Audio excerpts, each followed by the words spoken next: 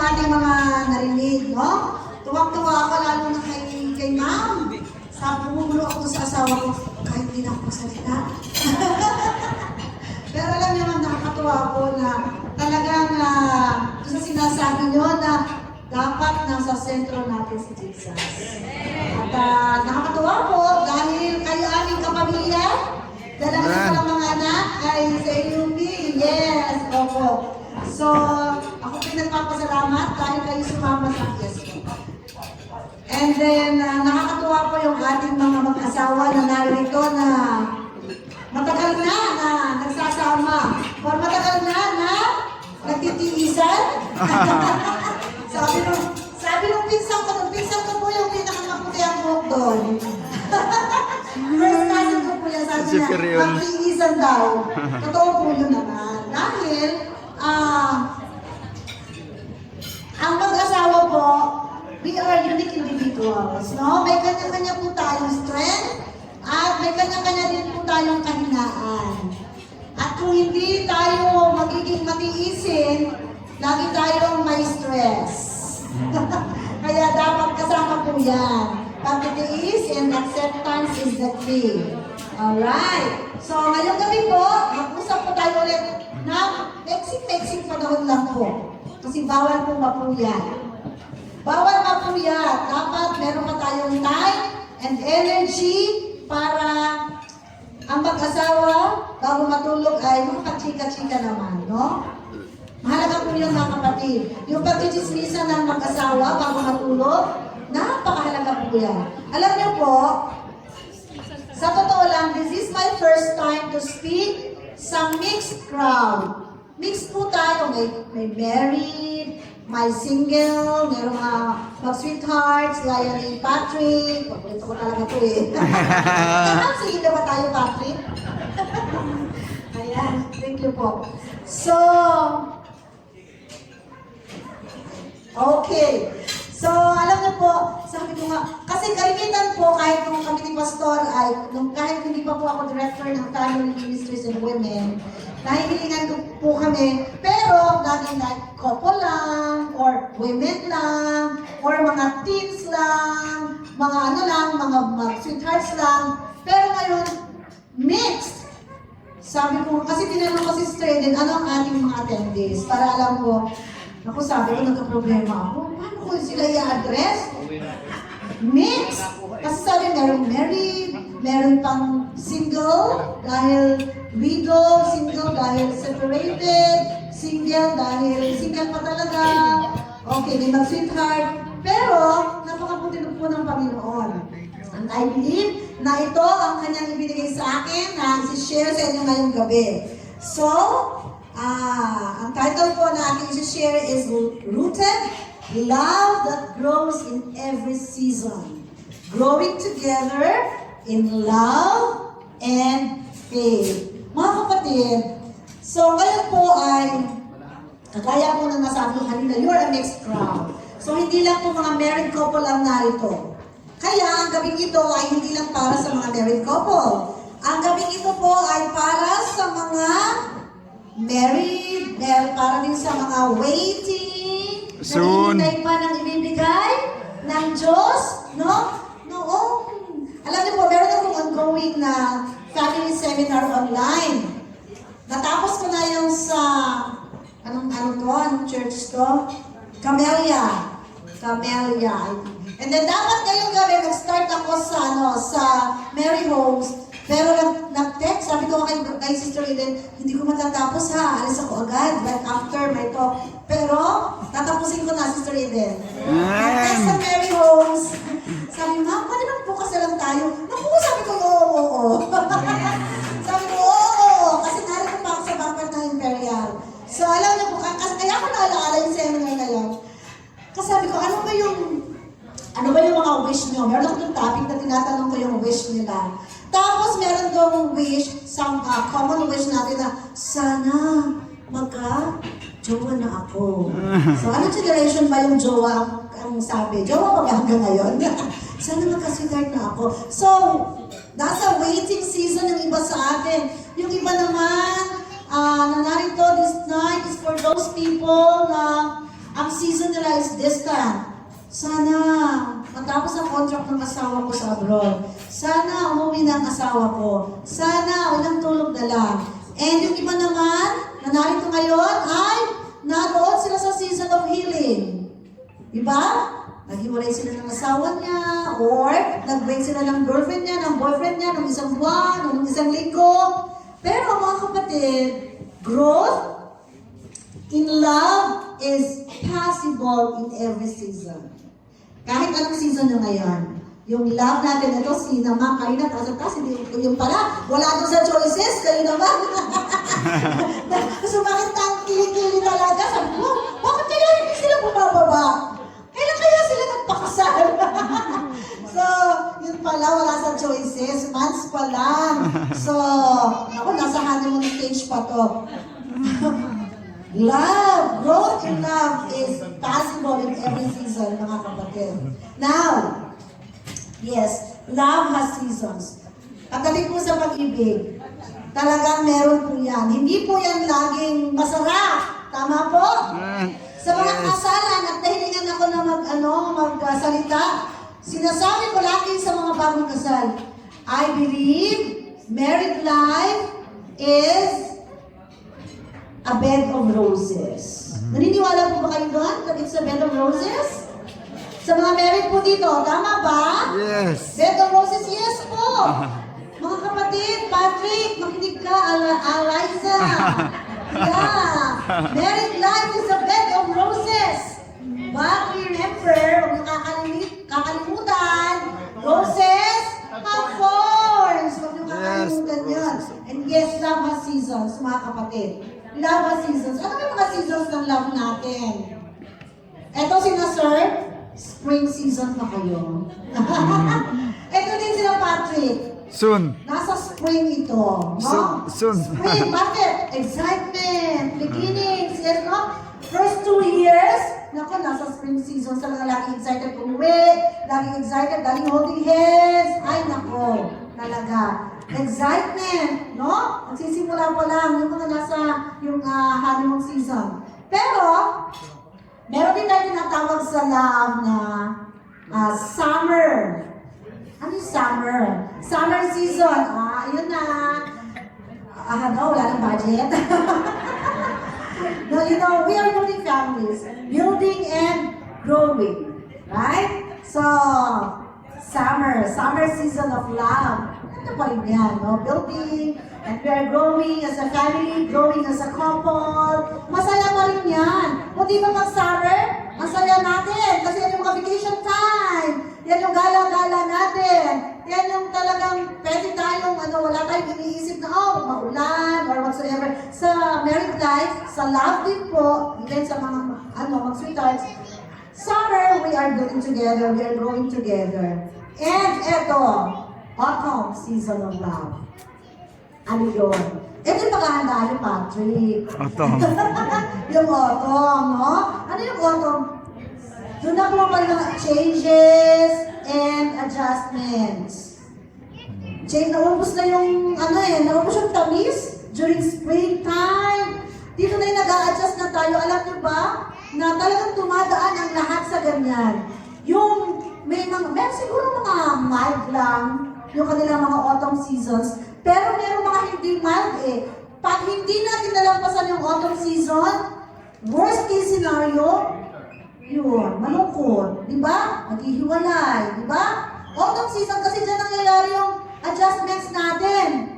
Changes, yung kailangan ako, yung nakasanayan ko, kailangan na mag-adjust ako doon sa aking asawa. Pero, mga kapatid, Pastor.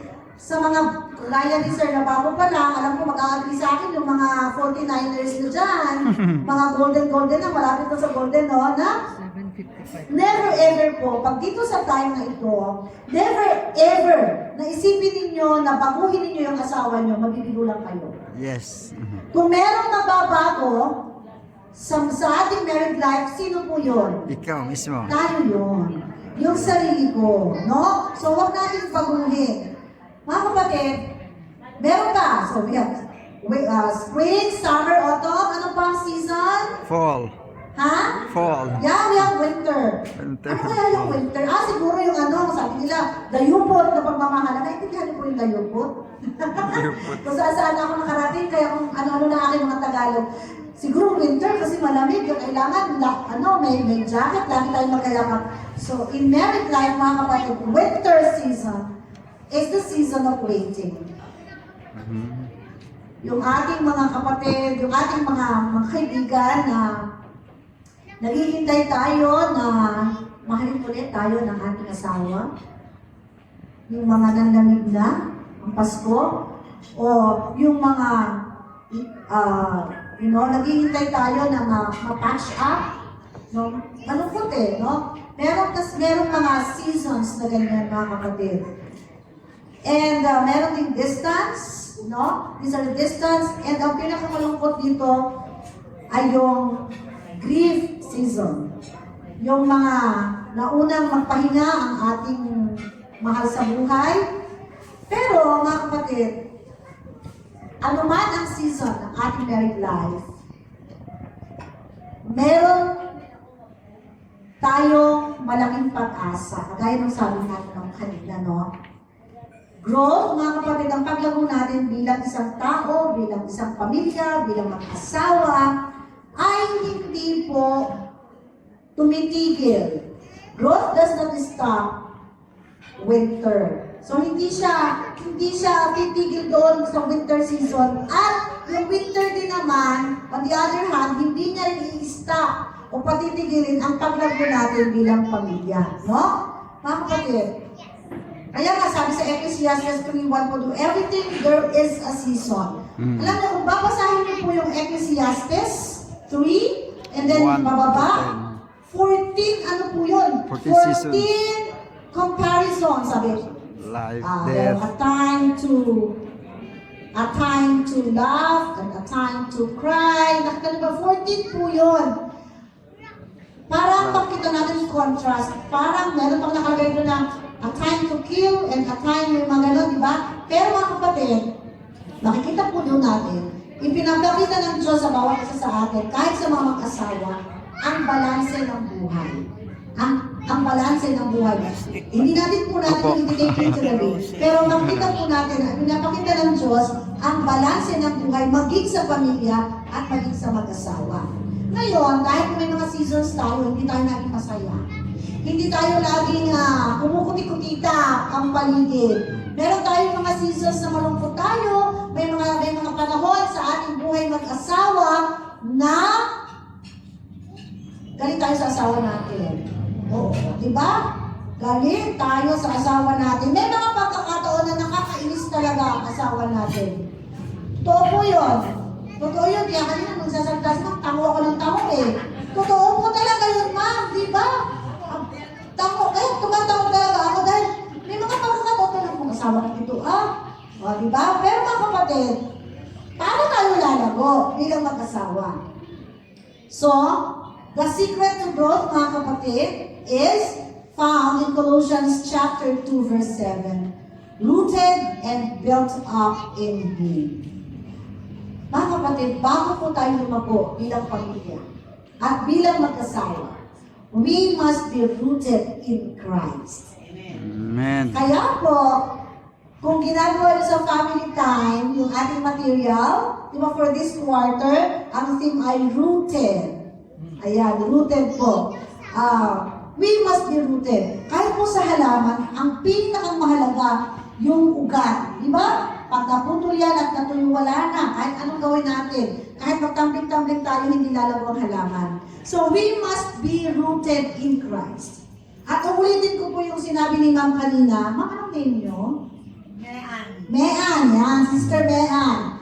If Christ is not the center, love become weak, mga kapatid, and fragile. Kapag wala po sa gitna ng ating pagsasama bilang mag-asawa, pag wala sa gitna ng pagsasama nyo, Patrick, si Jesus, madali kayong mag-break. Kaya dapat nasa gitna, nasa sentro ng inyong pagsasama at maging sa buong pamilya ng ating Panginoon. Mga kapatid, if Christ is the center, love becomes resilient. Lalo na po sa panahon natin ngayon, naku, ang ating pong generation, napakahirap po, di ba? Kaya ngayon, kung wala sa gitna, kung wala sa ating pagsasama ng ating Panginoon, napakahirap magpakatagal.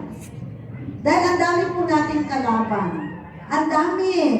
So, kahapon, di ba? Kahapon ang combination natin ng home and Christian marriage week, no? Nasa digital age tayo.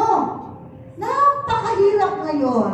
Na-discuss doon na merong mga secret relationship online, di ba? So kung wala ang Panginoon sa ating pamilya, sa gitna ng ating pagsasama, napakahirap po magpakatotoo. Mga kapatid, dapat po ang ugat ng pagsasama natin bilang mag-asawa at bilang sa ating pamilya ay ang ating Panginoon. Dahil sabi nga sa science, growth begins, underground. Sa ugat, no?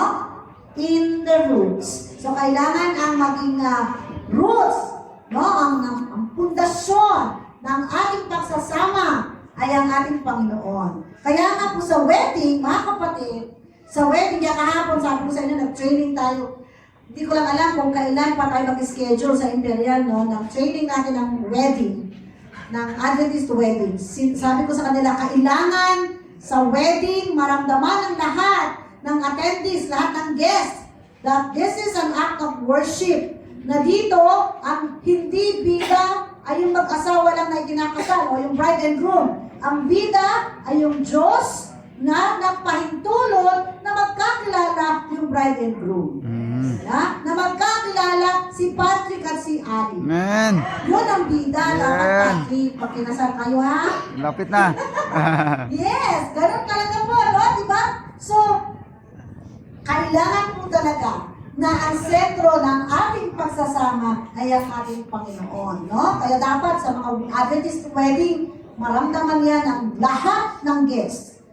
Lahat. An Adventist wedding is not just a celebration, it is not an entertainment, it is an act of worship. Kaya sa atin po ngayon, pinapaalala sa atin, no, that Christ should be at the center of our marriage. Dahil mixed crowd po tayo, let me address first the married couples. Nilagyan ko na ng Let me address first the married couples. For married couples, sa mga hindi married, pwede rin naman kayong makinig. Para preparation. Now, mga kapatid, growing together. Paano ba yung paglaro na magkasama? Growing together means, eto, basahin nyo nga po yung una. Hindi makita. Choosing each other daily. Kahit nakakaiyamot ang asawa minsan. Kahit halimbawa sa araw na ito ay nakakaiyamot yung asawa, choose him, choose her. Sa araw na ito, ano ka naman maghapon na nagbunganga ang misis? Diba? Pero still, mga husbands, choose your wife. Bakit ngayong araw na ito? Bakit para naman itong misis ko losyang na losyang, di na nakapag-ayos, pero piliin nyo pa rin siya. Diba? Choose your spouse daily. Bakit pa naman ngayong araw na ito, ang asawa ko'y dugyot na dugyot? Piliin nyo pa rin siya. No? Choose each other daily, mga kapatid. Mga anak pa masasabi ko. And then, mga kapatid, praying even when it's hard. Parehong mainit ang ulo nyo. Ang hirap manalangin. Mga kapatid, totoo yan, mga kaibigan. Ang hirap manalangin kung parehong mainit ang ulo nyo. Pero, pray. Just pray. Alam niyo mga kapatid, nagagawa po namin yan ni Pastor, ng aking husband. Parehong mainit ang ulo namin. Aba, napakatampuhan din kahit ang asawa ni Pastor. Ganun talaga. We are normal people. We are normal people. Pero nagagawa po naman na tayo. Pagkatapos ng panalangin, mahihiya ka naman sa Diyos na ikimagalit pa. Di ba mga kapatid? Kahit po sa aming pamilya, naku, galit kami sa anak namin. Ay, manalangin tayo mga anak. Ay, pagkatapos ng panalangin ay, bawas na ang galit. They are planted in prayer.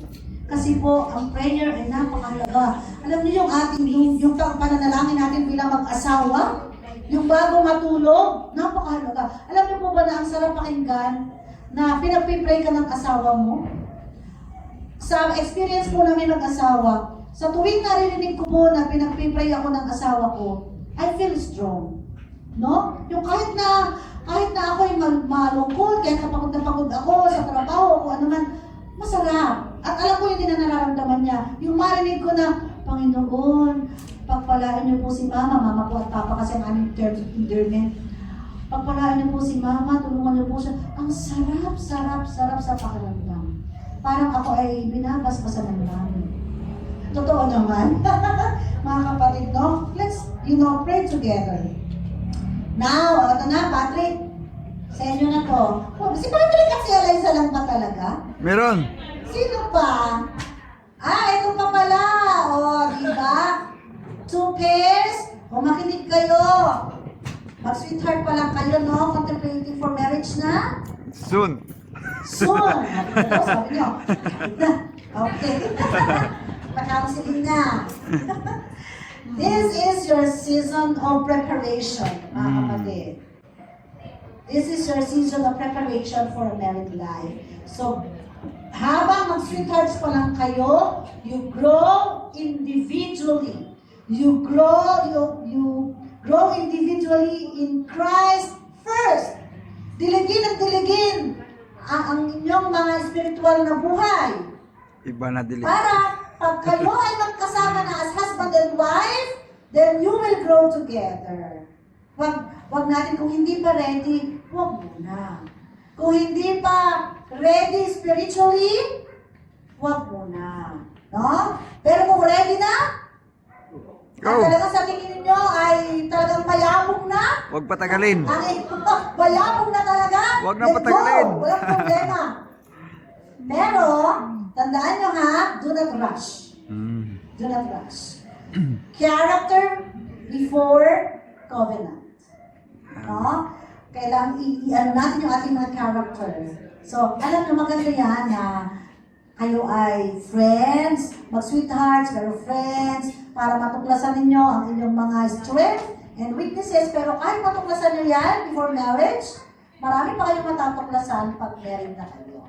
So, kaya kailangan character first before covenant, before yung marriage vow, para ready kayo kung ano man ang matutuklasan ninyo pag kayo ay magkasawa na.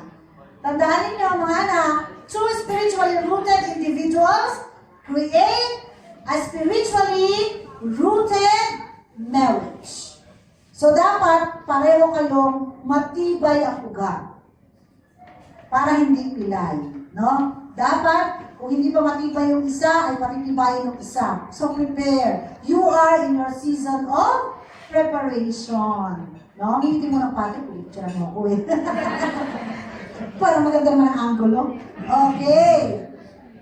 So, yan yung time na kayo ay mag-prepare at piniprepare din ninyo ang inyong mga buhay spiritually. And, sino po dito mga LDR? Ayun, may tumaas for the LDRs. Long distance relationships kasi yung asawa nasa abroad o nasa ibang probinsya. Distance stretches love. Di ba meron tayong usong-usong doon? Binako ko lang po actually. Ano nga yung sa atin noon? Absence makes, alam na alam ni nanay. Absence makes the heart grow fonder. Wow! Binako ko lang yun lang din yun. Distance stretches love. Di ba, Nay? Okay. But, it can also strengthen faith. Mga kapatid, tatandaan po natin yung ating mga LDR, yung mga nasa abroad ang asawa. God is present in every time zone. Kahit anong oras, dito sa Pilipinas, iba yung oras ng asawa sa abroad, God is present. So, mahalaga na nasa sentro ng ating buhay mag-asawa, ano man ang ating status, ano man ang ating season, because God is present in every time zone. Bakit po? Dito natin nararanasan yung ating mga late calls. Either siya ang antok na antok doon o ikaw ang antok na antok dito. And ito po, ang mga sakripisyo ng mga LDRs, missed milestones. Di ba? Mga hindi na-attenda ng graduation, mga hindi na-attenda ng mga birthday. So, ito po yung mga sacrifices na hindi natin nakikita. Pero mga kapatid, covenant is not limited by geography. Kaya mag-LDR man tayo, Jesus Christ is still there. No? God is present in every time zone. And for the separated or widowed, Meron ba? na kung meron man po dito ngayon, the Lord, tatandaan niyo po, the Lord is close to the brokenhearted. The Lord is close to the brokenhearted.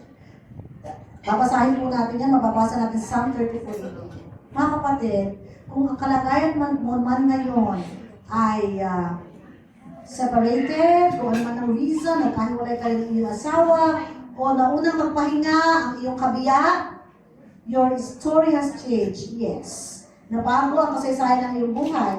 Your story has changed, pero tatandaan mo po, your worth has not. Ang iyong halaga, lalo na sa paningin ng Panginoon, ay hindi nagbabago. You are still the apple of God's eye. Tatandaan po natin, some of the deepest roots grow in pain, mga kapatid. So, tatandaan po ninyo, God is with you. You are not alone in this journey. Kahit kaya in pain, kahit na bagong story na inyong buhay, you are not alone. God is with you.